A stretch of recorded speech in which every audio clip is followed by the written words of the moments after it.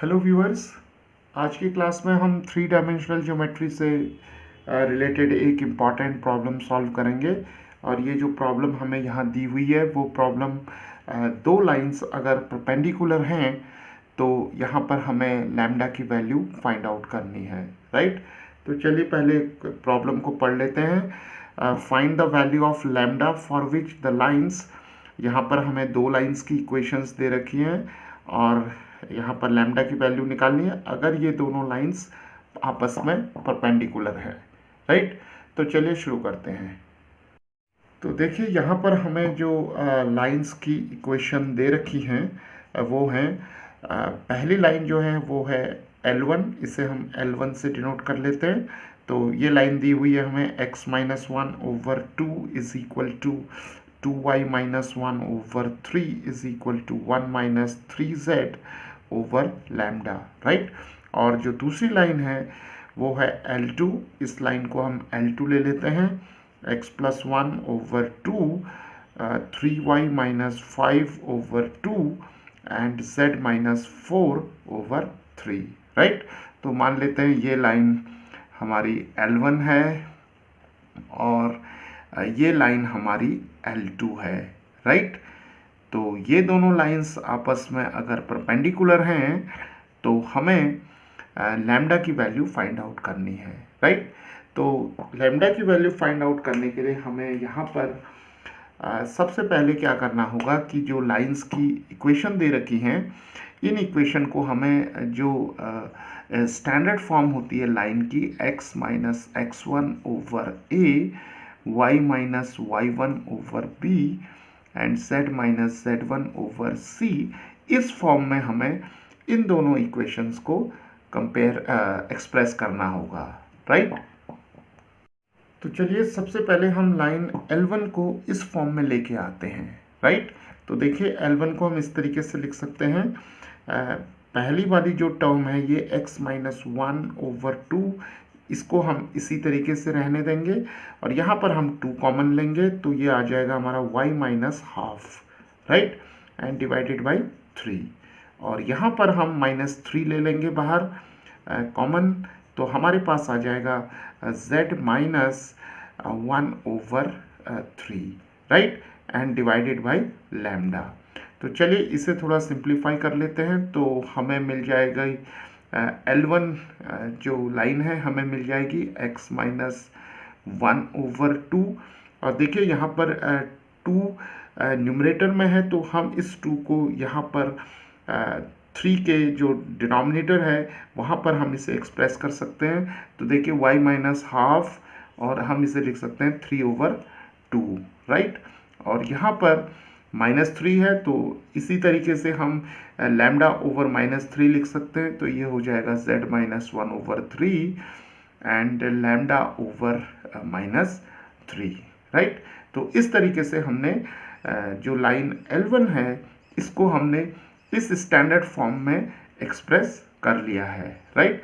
तो देखिए जो लाइन L1 है ये किस पॉइंट से पास होगी, ये पास होगी 1 हाफ एंड 1/3 से पास होगी। और इस लाइन L1 के जो डायरेक्शन रेशियोज होंगे वो हो जाएंगे हमारे 2 3/2 and minus lambda over 3, right. तो चलिए अब L2 को एक्सप्रेस करते हैं। तो L2 को देखिए हम किस तरीके से लिखेंगे, तो ये x plus one over two हो जाएगा, तो इसे हम ऐसे ही रहने देते हैं। और यहाँ पर हम 3 कॉमन ले लेते हैं न्यूमरेटर में, तो हमारे पास आ जाएगा y minus five over three divided by 2 और यहाँ पर z minus four over three हो जाएगा, राइट।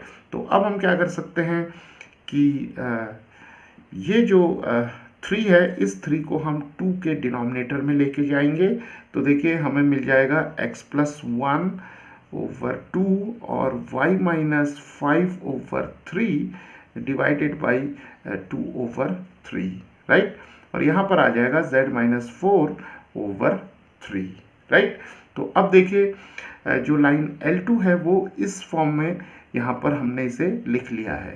तो लाइन L2 जो है वो किस पॉइंट से पास होगी, तो देखिए -1, यहाँ पर हम लिख सकते हैं -1 बिकॉज x+1 को हम लिख सकते हैं x माइनस -1, राइट।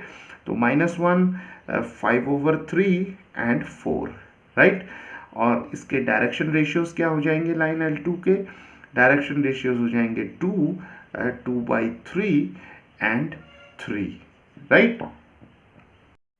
तो इस तरीके से अब हमने L1 और L2 जो दोनों लाइंस हैं उनकी इक्वेशंस को मॉडिफाई करके इस फॉर्म में हमने लिख लिया है, राइट। तो अब देखिए हमें 3 डायमेंशनल ज्योमेट्री में हम जानते हैं कि अगर दो वेक्टर्स परपेंडिकुलर होते हैं या दो लाइंस आपस में परपेंडिकुलर होती हैं तो उनके जो डायरेक्शन रेशियोज का प्रोडक्ट का सम जो होता है वो 0 होता है, राइट।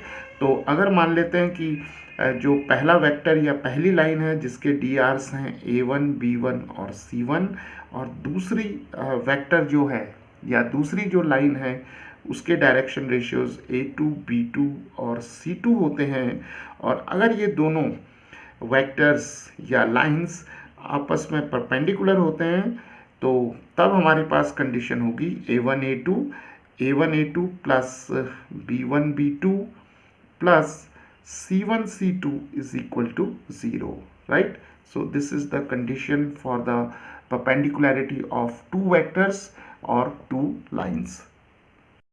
तो अब देखिए यहाँ पर जो लाइन L1 थी हमारे पास उसके जो DRs थे वो थे 2, 3/2 और लैम्डा ओवर -3। तो ये हमारे DRs हो जाएंगे A1, B1 और C1, राइट।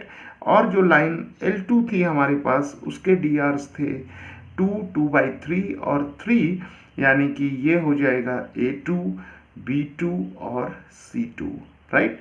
तो A1 की वैल्यू 2 हो जाएगी, B1 3/2, C1 minus lambda over 3, A2 is 2, B2 is 2/3 and C2 is equal to 3, right. तो ये वैल्यूज अब हम इस रिलेशन में सब्सटीट्यूट कर देंगे।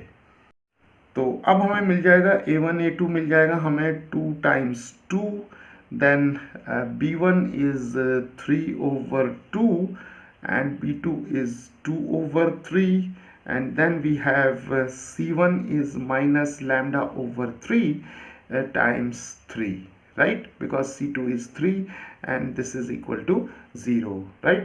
तो देखिए अब हम इसे सिंप्लीफाई करते हैं, 3 3 कैंसिल हो जाएंगे, 2 और 2 कैंसिल हो जाएंगे, यहाँ पर 3 और 3 कैंसिल हो जाएगा, so will have 4, 2 2s are 4 plus 1, then minus lambda is equal to 0, so we have 5 minus lambda is equal to 0, so lambda is equal to 5, right। तो यहाँ पर ये जो दो लाइंस L1 और L2 हमें दी हुई हैं ये अगर परपेंडिकुलर होंगी तो लैम्डा की वैल्यू 5 हो जाएगी।